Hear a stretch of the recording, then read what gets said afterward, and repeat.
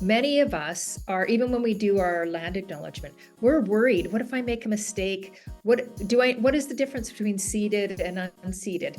What is, for example, this week I'm going to be working in Whistler, and there are two nations. Is it shared nation, or do they share the land, or do they, what is the correct wording? And so for a lot of it, my worry always is, what if I make a mistake? But then I still think, as long as you do your research and try the best you can, if you do make a mistake, somebody will correct you. You can guarantee that. But go with humility and with open curiosity about knowing, why is it important that we're doing this?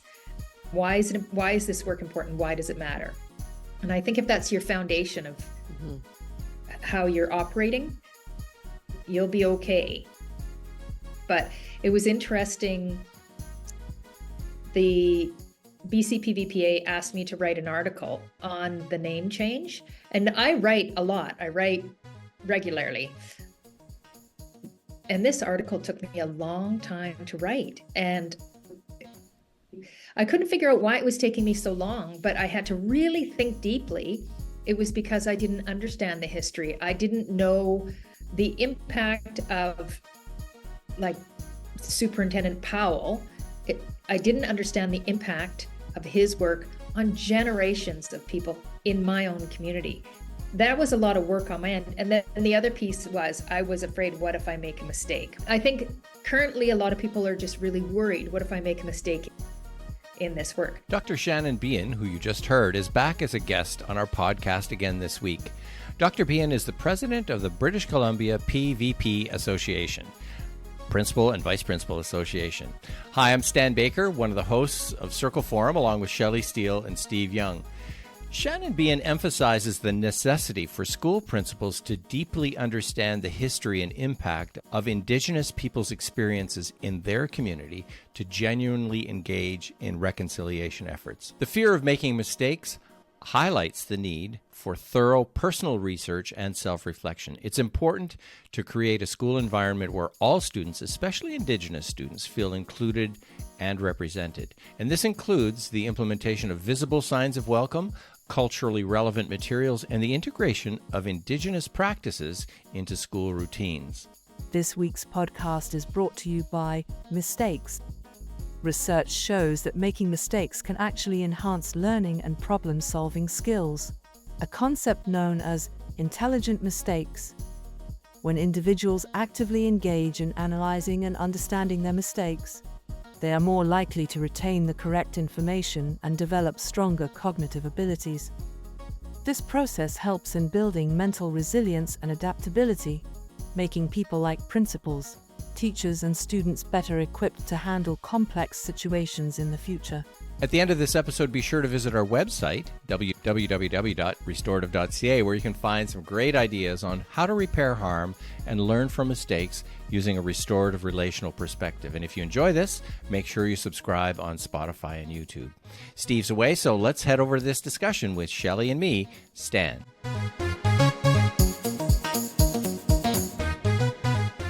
Welcome back, Shannon. It's great to have you back. We wanted to talk a little bit about some of your experiences with a name change in the school board that you were part of.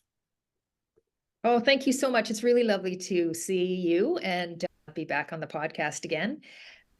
So yes, previous to the job that I currently have, I was working in School District 47. The school district was called Powell River. And through part of the work with Truth and Reconciliation, one of the recommendations was to change the name of the school district to be more reflective of the Indigenous nation in the community. And I was a school principal at the time. Behind the scenes is where the work happened, where the board adopted the recommendation, and then the announcement was presented that we were changing our district name from School District 47 to School District Cawthon. And then it went from there. So what was it about the name Powell River that made you get into this in the first place? It was interesting, actually. A lot of people weren't really informed about the name Powell River. A lot of people just thought Powell River is the name of the river and the name of the lake in town and left it at that. But Superintendent Powell, many years ago, had a lot to do with residential schools. And so part of the reconciliation was to, I say name it and tame it, recognize what that name actually meant. And the local Indigenous community was moved to the reservation, which is what it was called at the time. He was part of building the residential schools in, I think, BC, possibly Alberta. So he was part of that. So part of that history is our lesson to learn. And then the reconciliation piece was where the renaming came into play. Yeah, so it was really interesting because just from my perspective as school principal, I was given 2 or 3 pieces of paper on what I could say and should say when members of the community were coming to ask about what is this name change all about? Why do we need to have a name change? But a lot of the important work on my end was to do that research and understand why it really was important and do it in a genuine way. Not just because I have some documents from the senior admin team that I need to make sure I toe the line. I never wanted it to be presented in that way. It needed to be genuine so that I could understand. The lens was, as a school principal, how does this name change impact the work that I do? Which also was important for me to reflect on. Critical friends, I'd love to find out, and you don't have to name them, but were your critical friends in your school, and were they Euro-Canadians or Indigenous? That's a good question. They were not in my school, but they were in my community. One colleague friend was relatively new to the community, and she had worked in many other areas in BC and outside of BC. And then another critical friend was not in my school, but he had a real wide landscape of experience.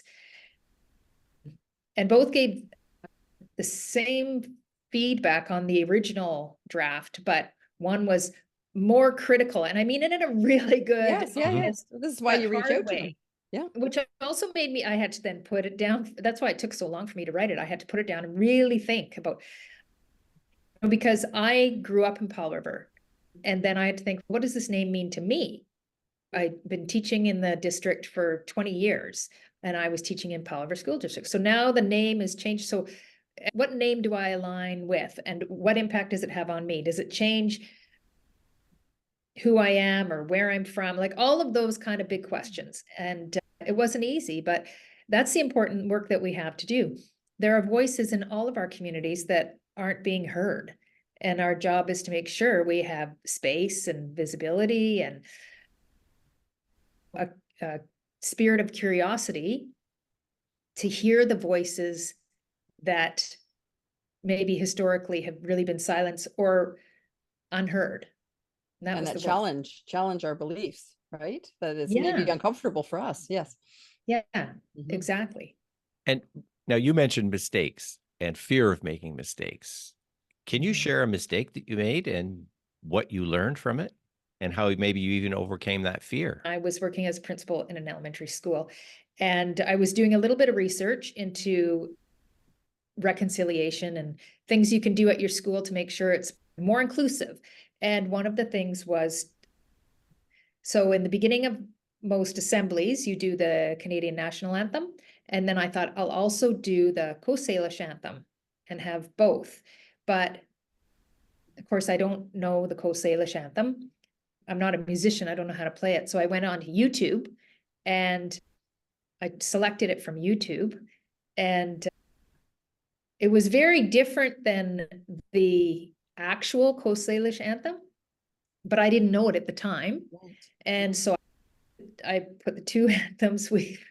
You can see I'm a little bit losing my breath as I'm telling it. So I did both anthems, the Canadian anthem. We all stand, we look at the flag, we know it intuitively, and the Coast Salish anthem. The entire school body is pretty quiet. Not everybody knew the intricacies of how to even clap or of how to perform the Coast Salish song. And then after it was over, everybody was absolutely quiet. And I wasn't even sure what to do next. Thank you for listening, or those pieces.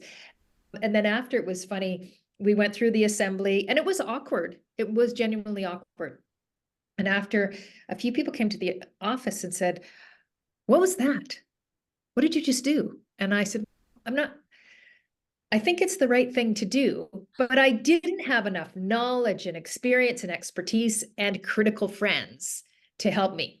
So the beautiful thing is, a really talented music teacher, Roy Carson, he was at the school, and a day later he said, he came into my office, shut the door. He's a real vibrant music teacher.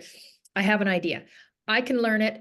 I will do it at the next assembly." So he took it upon himself. He had some colleagues teach him.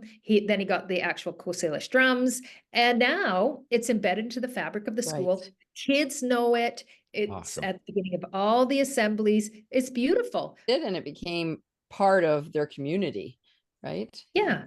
Yeah.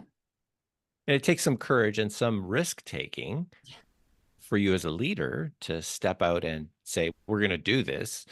And it's not perfect. Yes. And for me too, when we looked at the population of the school, we have an Indigenous population that is not primarily from the local nation, but we do have an Indigenous population. I think it's like between 11 and 14% that are Métis or from other nations throughout Western Canada. A lot of people, I don't think a lot of people recognize that was part of the population of the school. Hence, people were asking, why are we doing this when we don't have an Indigenous population at our school? Which became part of the conversation. Right. Yes, we do. Let me explain what I know to be true based on this information that we have. This is our why. That was also part of the work. So from there, that led me to thinking about what are some of the other things that, as a school principal, I can do or we can do in our schools that are acts of decolonization. And they were simple things for me that I put in place. So even the local welcome in our Tla'amin Nation, in the morning, we say, "Chicha Hathech, Ikajikwi, welcome to Westvale Elementary." My good friend Jen has a cricket, those Yes. fancy cricket Make makers, the whatever. signs and Make the sign. So she made the sign, Chicha Hathech. That was the first thing, and that was 5-6 years ago. On every door had the Indigenous welcome, just a visible sign.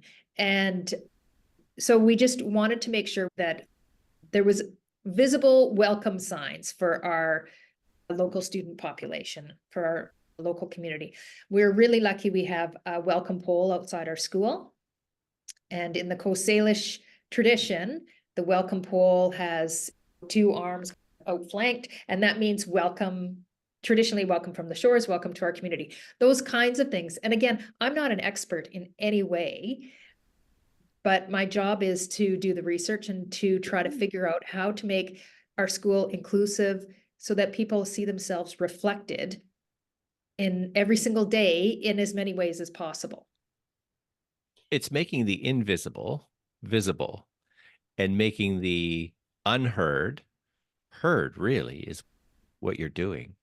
I thought our students, like our Indigenous students, our Métis students, everybody needs to see themselves in our community. When we walk into the school, we have our Soji flag and then a descriptor of what all the colors of the Soji flag represent, so that it's a welcoming and inclusive school community. And we get on with the business of get to school, get some learning, get along with one another, do the best you can. That's where our community building starts. And I think that the principal's role is so key in that you're able to, as a principal, do what you called very simple things, but they're also very profound. And so what other kinds of things do you think principals can do to really work at truth and reconciliation and decolonization? So, yeah, I just have a few things that, and again, I want to make it really clear, I'm not an expert in these in any way. So one of the things is just making sure that there are ways there are things in the school where all the students can see themselves in some way. We have our librarian, we put a lot of money into our learning commons or our library, that buying thousands of dollars worth of books that are culturally relevant. And we did weed out a lot of our historically inaccurate books, right? Yes. I think there was something about Louis Riel and the rebellion and all that kind of stuff, but things that are more relevant and meet the needs of the kids who come to the school. We, as a school community, and this wasn't all on me, our professional development team made sure that our Pro D for staff is focused on Indigenous history, culture, pedagogy. The students right now, they know their children's song and they can all sing it just like we used to sing Mary Had a Little Lamb or whatever. Yeah. Yeah. And so even the books that we have that the children, when they're learning how to read, it's important to use the books that are responsive to the culture in the community. So we have maybe the Raven Song or books that are written by our local authors. We do buy those and we have them in our primary classes. We have Prisma. It's a music on the beach event that happens. And I was asked to be the MC. And so I was going to do the Indigenous land acknowledgement and then, speak what I could. And I have very rudimentary language. And then this beautiful woman from the community was also there and she was going to speak as well. And I said, oh, I feel really nervous because I'm going to be speaking using the Tla'amin language, but I'm not very good at it. And she said, use your voice. Something she was encouraging me. And I thought, her experience has been so different than mine, but I always wanted to stay connected with her. And I always try to make the connections with our local Indigenous community because they'll help guide me in my practice. I'm not an expert. I don't expect that they are going to kind of tell me what's going to happen in the school, but they can guide my thinking and help me understand. And that's where it all comes from, so that we're all working in collaboration with one another, because our systems can be different, but we have to work together, have a really good, smart relationship and collaborate together. And that's what I was going to say. It's not, you don't need to be an expert, but you need to, as a leader, you need to be vulnerable and say, I'm going to lead. I want to lead in this direction, but I need help to do that I don't know it all. And then people will come. But if you've got the persona that, no, I've got this figured out, I'm really not open to hearing what anybody else has to say, I know what I need to do, then those voices won't come for you. So it's really about the vulnerability that you showed to allow people to either correct you or say, next time, maybe this way, or to give you information ahead of time. I think that aspect can be difficult because I think traditionally in leadership, we're expected to know what we're doing, particularly in school. Yeah, to deliver it. And historically, that has been a model of leadership that has worked. But the landscape has changed. Or yeah, has it worked? Yeah, that's a good. It's been followed. It's been used. Yeah. But it's changed now. And it is very difficult being vulnerable, but still you have to run your building. You have 400 or 500 people that are coming there every single day. And you have a big job to do. Yes. And be humble, curious, vulnerable. Yeah, it's difficult. One of the things about restorative practice is that it's about looking at where harm may have been done or harm may have been caused, right? And then engaging people in conversations in ways that helps to repair the harm.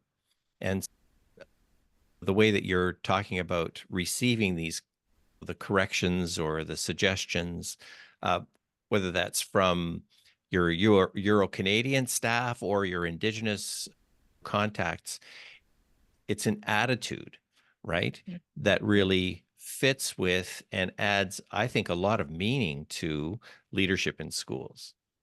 Yes. One of the pieces that I really delved into was looking at governance. Like in our school system, governance looks one way. In Indigenous communities, governance looks different. And so it's difficult to do the research, I will be honest about that, but trying to understand how systems work differently, is part of the work that I've been doing, but I'm really in an early learning phase. I'm just going to be really honest. For example, at our Remembrance Day Assembly, it's very common to call the mayor and the mayor will come to your Remembrance Day Assembly. And I thought, well, you know what I should do? I think I should call the chief, and the chief of the nation it would be respectful to ask if the chief will come to the assembly. And then the person who I called said, that's the same as, he is the leader of a nation. That's the same as asking if the prime minister will come to your assembly. And I thought, oh, okay, so you know what? Just disregard that. But that's where you're so humbled and you're learning and just, okay, I'm figuring this out and I'll go a different route. So what would you recommend then for principals in the province and across the country, candidly across the continent, in terms of dealing with reconciliation and decolonization from the specific role of principal? There are a few things I think. There's some practices like trying to do your research, make sure there's visible aspects in your school, land acknowledgments. Do some research on land acknowledgments and try to get away from the perfunctory one where you do a check mark at the end of your agenda, but just, we are on this land. What does it mean to be on this land? And even understanding if there is more than one nation, do they share it? If they do share it, what does that mean? Is it ceded or unceded? Do you try to do your research and understand what that means by ceded or unceded?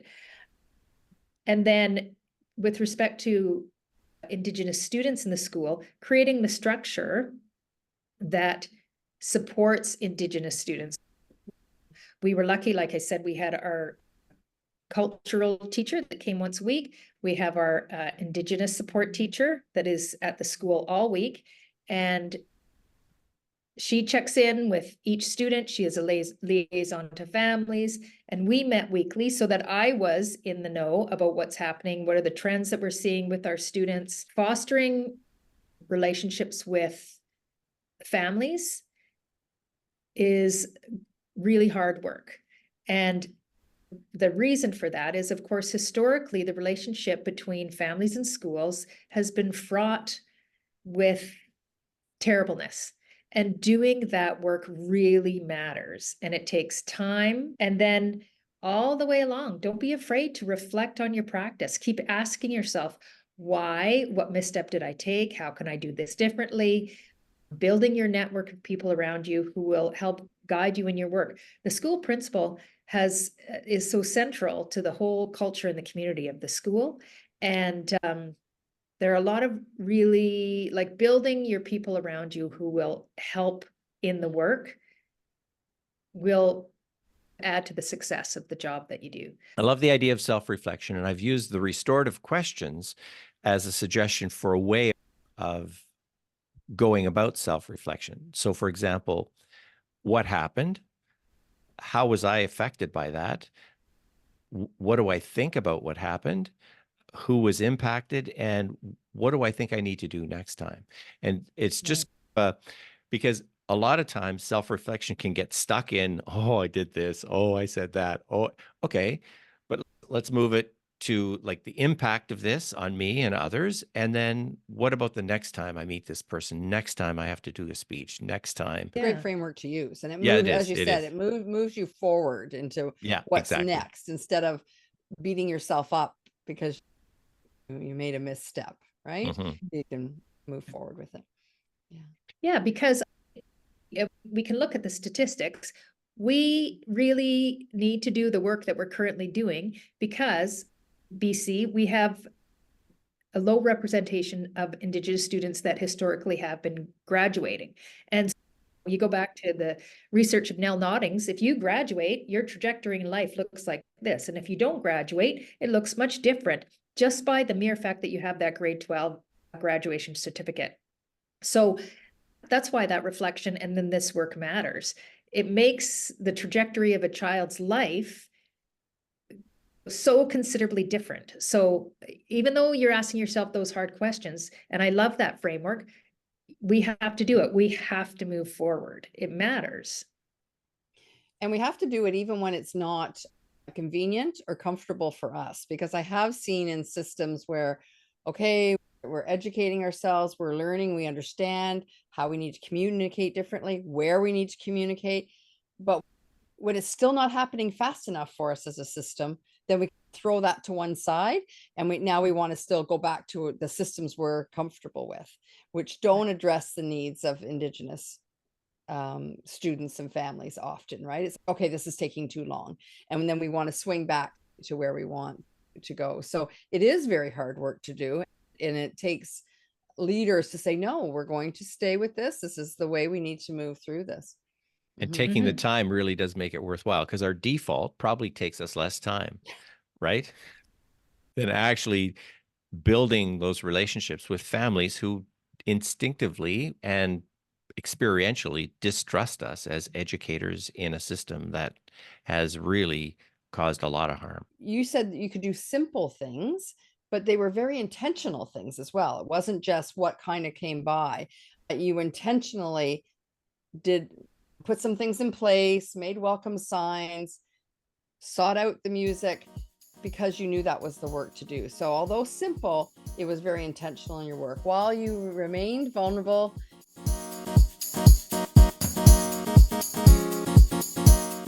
You've heard this before in our podcasts, and Dr. Shannon Behan underscores the need again for school principals to be vulnerable and open to learning from others, especially Indigenous communities and from critical friends. This vulnerability is essential in leading effectively towards reconciliation and decolonization within schools. Find out more about our work with restorative practices and ways to learn from leadership mistakes in reconciliation at www.restorative.ca. You can email me, stan@restorative.ca. Reconciliation is hard work, and it's difficult work at times, since we have so much to unlearn. Principals will make mistakes, and their own learning experiences involved in implementing decolonization practices matters to staff, to students, and families in schools. And as Shannon illustrates, principals need to lead with humility and collaboration.